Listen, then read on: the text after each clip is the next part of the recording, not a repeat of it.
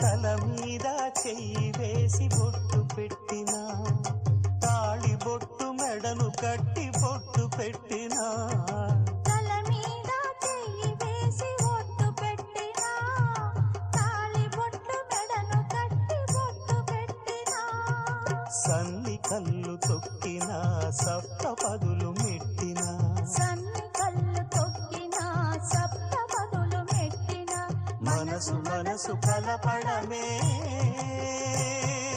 మంత్రం పరమార్థం.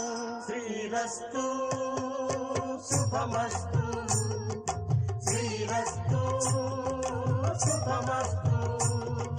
శ్రీకారం చుట్టుకుంది పెళ్లి పుస్తకం, ఇక ఆకారం